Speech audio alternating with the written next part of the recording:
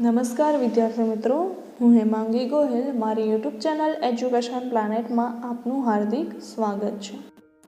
તો વિદ્યાર્થી મિત્રો, આપણે ચેપ્ટર 6 મૌર્ય યુગ કે જેમાં ચંદ્રગુપ્ત અને સમ્રાટ અશોક વિશે આપણે અભ્યાસ કરીશું। તો આ ચેપ્ટરમાં આપણે ચંદ્રગુપ્ત વિશે માહિતી મેળવી, એમનો રાજ્ય વિસ્તાર છે એ પણ આપણે નકશા દ્વારા જોયો। ત્યારબાદ એમના જાણકારીના સ્ત્રોતો, ત્યારબાદ GTR એટલે કે ગ્રાન્ડ ટ્રંક રોડ અને બિંદુસાર વિશેની આપણે માહિતી મેળવી। તો વિદ્યાર્થી મિત્રો, આજે આપણે સમ્રાટ અશોક વિશેની માહિતી મેળવીએ કે સમ્રાટ અશોક છે કોણ હતું। તમે એમના વિશે થોડી ઘણી માહિતી તો જાણો જ છો, આ ઉપરાંત તમે ટીવી પ્રોગ્રામોમાં પણ આવા સમ્રાટો વિશે છે જોતા હશો। તો જોઈએ આપણે સમ્રાટ અશોક કે જેમનો સમયગાળો ઈસવીસન પૂર્વે 273 થી ઈસવીસન પૂર્વે 232 હતો। પિતા બિંદુસારના મૃત્યુ પછી મોટા ભાઈ સુશીમ અને બીજા સાવકા ભાઈઓ સાથે થયેલા સંઘર્ષને કારણે ગાદીએ આવ્યાના 4 વર્ષ બાદ રાજધાની પાટલીપુત્રમાં અશોકનો રાજ્યાભિષેક થયો। કે પિતા બિંદુસાર, આપણે આગળ બિંદુસાર વિશે જોઈ ગયા કે એમનું મૃત્યુ થયું, ત્યારબાદ મોટા ભાઈ સુશીમ છે, આ ઉપરાંત બીજા અન્ય સાવકા ભાઈઓ એટલે કે બીજા માતાથી જે ભાઈઓ થયા હોય એ ભાઈઓ સાથે એમને સંઘર્ષ થયેલો, ઘણા ઝઘડાઓ થયેલા કે એમના લીધે એમણે ગાદીએ જ આવ્યા ત્યાર પછીના 4 વર્ષ બાદ એમનો જે મુખ્ય રાજધાની હતી પાટલીપુત્ર, ત્યાં એમનો રાજ્યાભિષેક થયો। રાજ્યાભિષેક એ શું છે? તો જ્યારે કોઈ રાજા બનવાનો હોય, રાજધાની એટલે કે જે રાજ્ય છે એની મુખ્ય ગાદી ઉપર કોઈ રાજા બનવાનો હોય તો એના ઉપર રાજ્યાભિષેક કરવામાં આવે છે, કે જે એક પ્રકારનો અભિષેક કરવામાં આવે છે કે જેમાં પાણી હોય છે, કોઈ પાણી હોય છે અથવા તો 5 પ્રકારના કહીને પંચ તત્વ એ એડ કરવામાં આવે છે, એ રીતે એમનો રાજ્યાભિષેક કરવામાં આવે છે। કે એનો મતલબ એ કે આ જેનો રાજ્યાભિષેક થયો છે એ રાજ્યની ગાદી ઉપર બેસી શકશે। રાજ્યાભિષેક થયા બાદ અશોકે પિતા તરફથી વારસામાં મળેલ રાજ્ય વિસ્તારમાં વધારો કર્યો। હવે રાજ્યાભિષેક થયો ત્યારબાદ અશોક છે ગાદી આવ્યો એટલે એમણે શું કર્યું હતું કે એમના પિતા તરફથી જે વારસો મળ્યો એ વારસા દ્વારા એમણે પોતાનો રાજ્ય વિસ્તાર કર્યો। તેના શિલાલેખમાં જણાવ્યા મુજબ તેમનું સામ્રાજ્ય વાયવ્ય સરહદે આવેલા કંદહાર અને પેશાવરથી ઉત્તર ભારતમાં નેપાળ સુધી, દક્ષિણે મૈસૂર એટલે કે કર્ણાટક સુધી અને પશ્ચિમે ગુજરાત સૌરાષ્ટ્ર સુધી, આ ઉપરાંત પૂર્વમાં મગધ અને કલિંગ સુધી ફેલાયેલું હતું। કલિંગ એટલે હાલનું ઓડિશા અને મગધ એટલે હાલનું બિહાર, અને ઉપર જો મૈસૂર આપેલું છે એટલે મૈસૂર એટલે શું થશે? હાલનું કર્ણાટક। તો આપણને 1 માર્કના પ્રશ્નમાં પૂછાઈ શકે કે કલિંગ છે એ હાલમાં કયા નામે ઓળખાય છે? તો ઓડિશા નામે।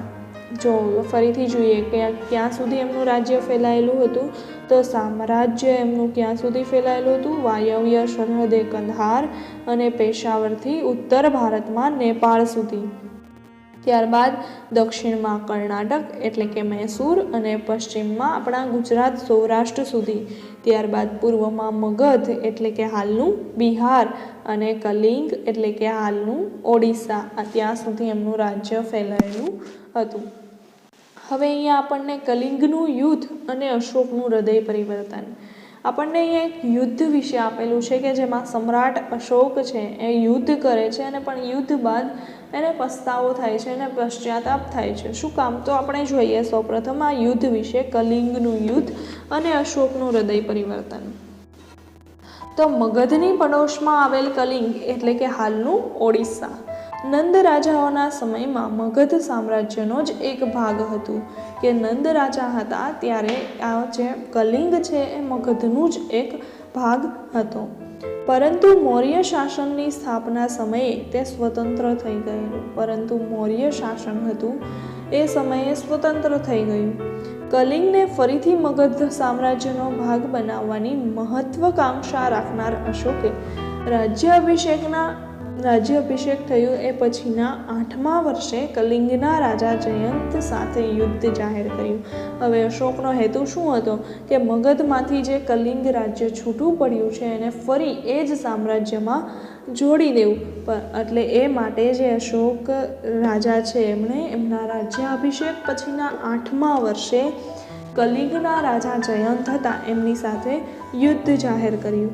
હવે આ યુદ્ધ થયું એ યુદ્ધમાં અશોકનો વિજય થાય છે કે રાજા જયંત છે એ અશોક સામે હારી જાય છે અને સમ્રાટ અશોક છે એમનો વિજય થાય છે. હવે યુદ્ધમાં વિજય મેળવ્યા બાદ યુદ્ધભૂમિ અને નગરમાં ફરતા ફરતા અશોકે બધે જ દુઃખ અને શોકનું વાતાવરણ જોયું. હવે જ્યારે યુદ્ધ પૂર્ણ થાય છે ત્યારે રાજા અશોક છે એ નગરમાં ફરવા નીકળે છે. યુદ્ધભૂમિ પરથી જઈ અને નગરમાં ફરવા નીકળે છે ત્યારે એમને આસપાસ બધે જ દુઃખ અને શોકનું વાતાવરણ દેખાય છે. હવે યુદ્ધમાં થયેલ ખુવારી છે અને સ્ત્રીઓ અને બાળકોને રડતા જોઈને કલિંગ પર મેળવેલી જીતનો આનંદ છે એમને ઓસરી જાય છે. એટલે કે જ્યારે યુદ્ધ કરીને રાજા અશોક છે એમના એ રાજ્યમાં કલિંગમાં જ્યારે એ ફરવા જાય છે, જોવા જાય છે, ત્યારે જે ખુવારી એટલે કે જે શોકનું વાતાવરણ છે, સ્ત્રીઓ અને બાળકો રડે છે કે જેમણે કોઈએ પોતાનો પતિ તો કોઈએ પિતા ગુમાવી દીધો છે, એ બાળકો છે એવી સ્ત્રીઓ છે રડે છે. હવે આવું શોકનું વાતાવરણ જોઈને જે અશોકના મનમાં જે જીતનો આનંદ હતો, વિજયનો આનંદ હતો, એ આનંદ છે એ જતો રહે છે, ઓસરી જાય છે. અને અશોકના મનની શાંતિ શું થાય છે? હણાઈ ગઈ. એટલે કે હવે એનું મન છે શાંત રહેતું નથી. યુદ્ધમાં થયેલી ખુવારીને કારણે અશોકના હૃદયમાં ભારે સંતાપ અને પશ્ચાતાપની લાગણી જન્મી. હવે યુદ્ધમાં જે હિંસા થઈ, ખુવારી થઈ, એના લીધે અશોકના હૃદય પર છે સંતાપ અને પશ્ચાતાપની લાગણી છે જન્મવા લાગી. કે એના મનમાં પશ્ચાતાપ થવા લાગ્યો કે મારા લીધે આવી રીતે શોક વ્યાપેલો જોવા મળે છે. અને એને યુદ્ધની નિરર્થકતા એટલે કે યુદ્ધ નિરર્થક છે, યુદ્ધનું કોઈ કારણ નથી, યુદ્ધથી કશો ફાયદો નથી, એની એ નિરર્થકતા છે એ એને સમજાઈ જાય છે. અને એને લીધે કલિંગનું યુદ્ધ છે એમના જીવનનું અંતિમ યુદ્ધ બની જાય છે. કલિંગ છે એમના જીવનનું અંતિમ યુદ્ધ બની જાય છે. શું કામ? તો કે એને એવી અનુભૂતિ થાય છે કે યુદ્ધ છે નિરર્થક છે, યુદ્ધથી કશો ફાયદો થતો નથી, યુદ્ધથી માત્ર શોકની લાગણી જન્મે છે. આથી એમનું જે આ યુદ્ધ છે એમના જીવનનું અંતિમ યુદ્ધ બની જાય છે. પછી એક પણ યુદ્ધ કરતા નથી. અહીંયા આપણને કારણ પૂછાઈ શકે કે કલિંગનું યુદ્ધ અશોકના જીવનનું અંતિમ યુદ્ધ બની ગયું કારણ કે તેમને યુદ્ધની નિરર્થકતા સમજાઈ ગઈ હતી. આ ઉપરાંત અહીંયા આપણે એ પણ લખી શકીએ કે યુદ્ધમાં છે એમને ભારે સંતાપ અને પશ્ચાતાપ પણ થયો. પરંતુ આપણને અહીંયા ઉલટાવીને પણ પૂછી શકે છે કે અશોકના હૃદયમાં ભારે સંતાપ અને પશ્ચાતાપની લાગણી જન્મી કારણ કે યુદ્ધમાં થયેલી ખુવારીના કારણે એમને પશ્ચાતાપ થયો છે, એમની મનની શાંતિ છે એ હણાઈ ગઈ છે. બૌદ્ધ સાધુ ઉપગુપ્તના ઉપદેશથી તેમણે શસ્ત્રોનો ત્યાગ કરી શાસ્ત્રોનું શરણ લીધું. હવે બૌદ્ધ સાધુ હતા ઉપગુપ્ત, એમની મદદથી એમણે શસ્ત્રો છે, હથિયાર છે, એમનો ત્યાગ કર્યો અને શાસ્ત્રોનું શરણ લીધું. બૌદ્ધ ધર્મ અંગીકાર કરી અશોક રાજદ્વારી પુરુષમાંથી ધર્માનુરાગી અશોક બની ગયો. હવે એને બૌદ્ધ ધર્મનો સ્વીકાર કર્યો અને જે રાજદ્વારી એટલે કે જે રાજ ધરાવતો હતો એમાંથી એ ધર્માનુરાગી એટલે કે ધર્મને અનુસરનાર એવો એ પુરુષ બની ગયો, અશોક બની ગયો. અશોક પહેલો એવો શાસક હતો કે જેણે શિલાલેખો દ્વારા પોતાનો સંદેશ પ્રજા સુધી પહોંચાડવાનો પ્રયત્ન કર્યો હતો. કે અશોક છે એવો રાજા હતો કે જેમણે પોતાના પ્રજાને સંદેશ પહોંચાડવો હોય તો એ માટે એ શેનો ઉપયોગ કરતો? તો શિલાનો એટલે કે શિલાલેખનો ઉપયોગ કરતો હતો. અશોકના મોટા ભાગના અભિલેખોની ભાષા પ્રાકૃત અને લિપિ બ્રાહ્મી હતી. કઈ ભાષા હતી? પ્રાકૃત. અહીંયા આપણને એક માર્કમાં પૂછાઈ શકે કે અશોકના અભિલેખોની ભાષા કઈ હતી? પ્રાકૃત. જ્યારે લિપિ કઈ હતી? બ્રાહ્મી. લિપિ એટલે શબ્દો જે આપણે લખીએ છીએ, આપણા અક્ષરો છે એ લિપિ કહેવાય છે, અને આપણે જે બોલીએ છીએ આપણી ભાષા કહેવાય છે. તો આપણને આગળ એમની લિપિ આપેલી છે, તો જોઈએ બ્રાહ્મી લિપિ. આધુનિક ભારતની મોટા ભાગની લિપિઓ બ્રાહ્મી લિપિમાંથી વિકસી છે. કે આધુનિક આપણે જે કાંઈ લિપિ છે એ શેમાંથી વિકસી છે? બ્રાહ્મી લિપિમાંથી. અહીં તમે અ અક્ષર જુદી જુદી લિપિમાં જોઈ શકો છો. જો આપણને અહીંયા અ આપેલો છે, તો અલગ અલગ લિપિયામાં આપણે એને જોઈ શકીએ છીએ. તો સૌથી પહેલું છે પ્રારંભિક બ્રાહ્મી. બ્રાહ્મીમાં અ કઈ રીતે લખાય? તો અત્યારે આપણે એને ત્ર તરીકે વાંચીએ છીએ ને મિત્રો. ત્યારબાદ છે દેવનાગરી હિન્દી, જે આપણે લખીએ છીએ, આપણને હિન્દી ભાષા આવડે છે. ત્યારબાદ છે બાંગ્લા, જેમાં આપણને અ લખેલું છે. ત્યારબાદ છે મલયાલમ. તો મલયાલમમાં જુઓ કઈ રીતે અ લખેલો છે, જુઓ તો તમે તમારી બુકમાં છે, તમે ટ્રાય કરી શકશો. ત્યારબાદ તમિલમાં અ લખેલો છે, જે આપણા મરચાના મ જેવું છે. ત્યારબાદ અહીંયા આપણને કલિંગના યુદ્ધનું વર્ણન કરતો અશોકનો શિલાલેખ આપેલો છે, કે જ્યારે કલિંગનું યુદ્ધ થયું ત્યારે એમનું વર્ણન કરતો એક શિલાલેખ છે, એ અશોકે લખેલો છે. આપણને અહીંયા આપણા પાઠ્યપુસ્તકમાં આપેલું છે. તો જોઈએ, કલિંગના યુદ્ધનું વર્ણન કરતા અશોકે પોતાના કલિંગના શિલાલેખમાં લખાવ્યું છે કે રાજા બન્યાના 8 વર્ષ પછી મેં કલિંગ પર વિજય મેળવ્યો. કે જ્યારે રાજા બન્યા એના 8 વર્ષ પછી એમણે વિજય મેળવ્યો. પણ લગભગ 1.5 લાખ લોકો કેદ કરાયા, અને લગભગ એને 1.5 લાખ જેટલા લોકો છે એમને કેદ કર્યા, અને 1 લાખથી વધુ લોકો માર્યા ગયા. કે 1 લાખથી વધારે લોકો છે આ યુદ્ધમાં માર્યા ગયા છે. એનાથી મને અપાર દુઃખ થયું છે. કે હવે એનાથી રાજા અશોક છે એને ખૂબ જ દુઃખ થાય છે.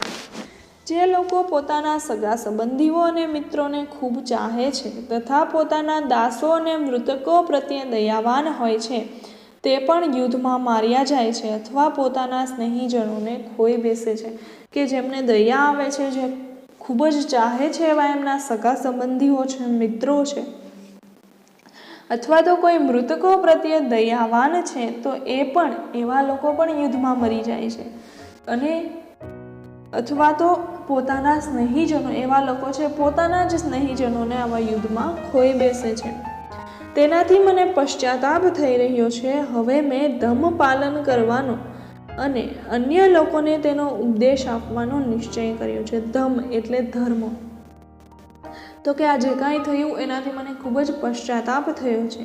આથી હવે ધર્મ પાલન કરશે અને એ અંગેનો ઉપદેશ છે એ લોકોને આપશે, એવો નિશ્ચય રાજા અશોકે કર્યો છે.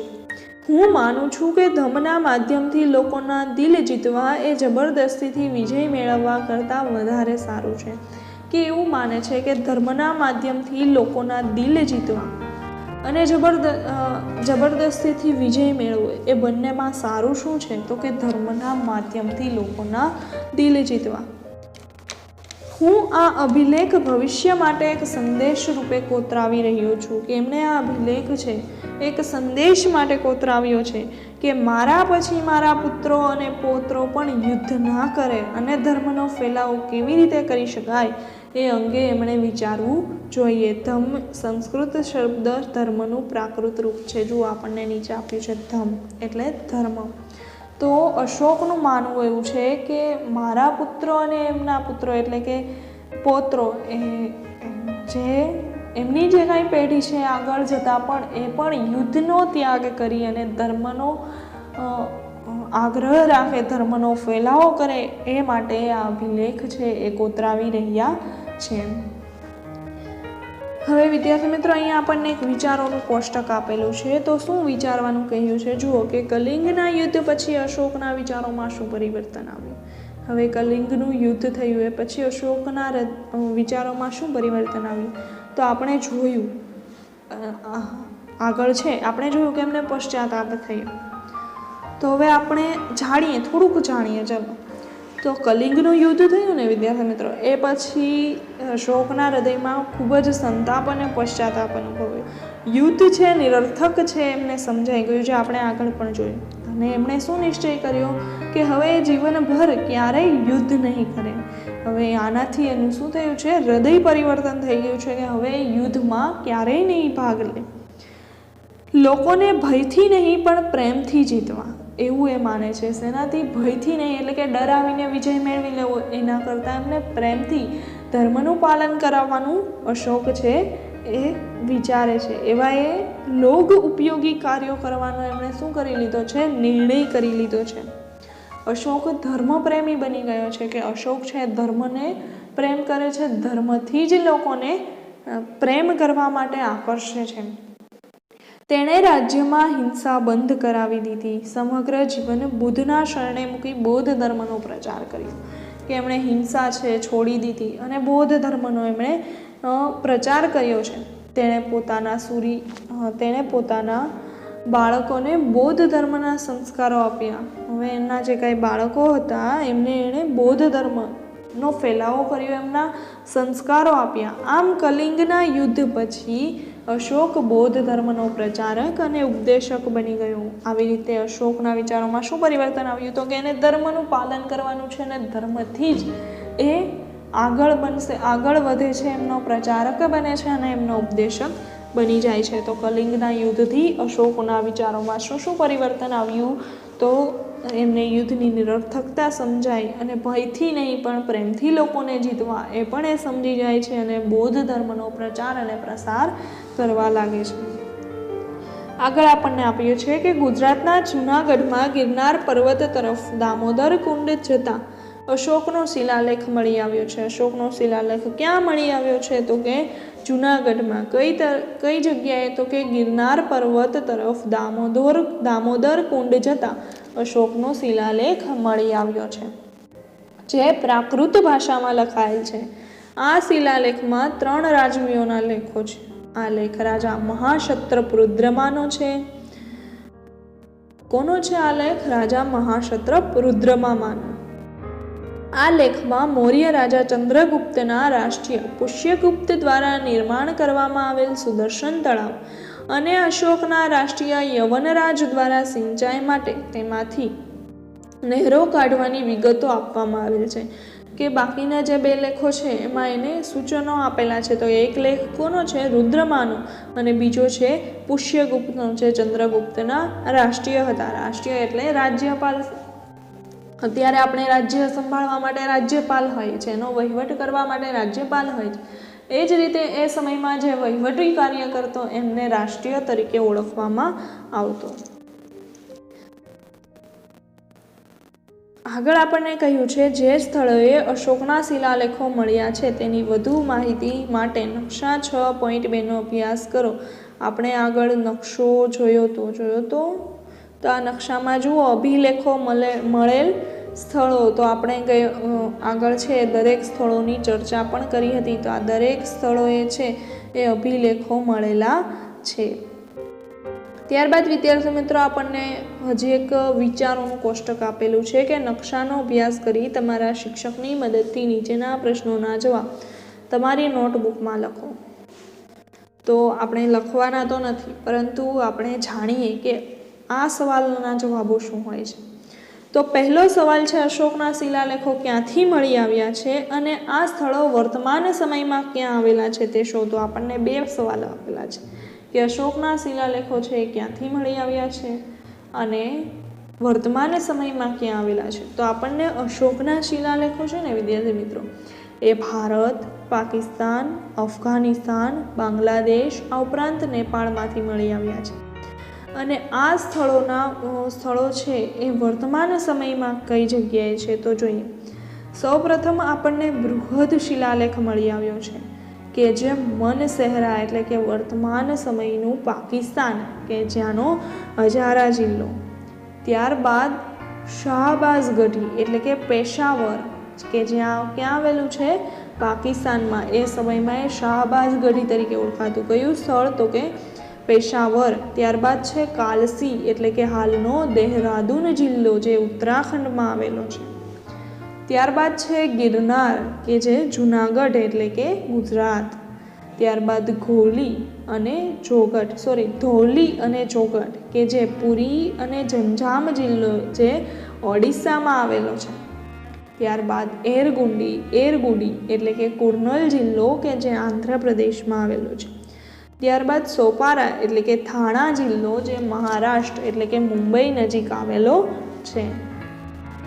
ત્યારબાદ લઘુ શિલાલેખ મળી આવેલો છે કે જે ક્યાંથી મળી આવેલો છે તો કે રૂપનાથ એટલે કે જંબલપુર જિલ્લો મધ્યપ્રદેશમાં આવેલો છે.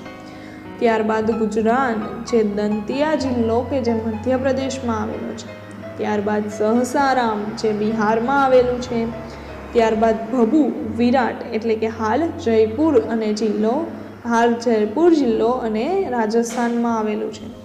ત્યારબાદ છે બ્રહ્મગીરી કે જે ચિત્તલદુર્ગ જિલ્લો કે જે કર્ણાટકમાં આવેલો છે.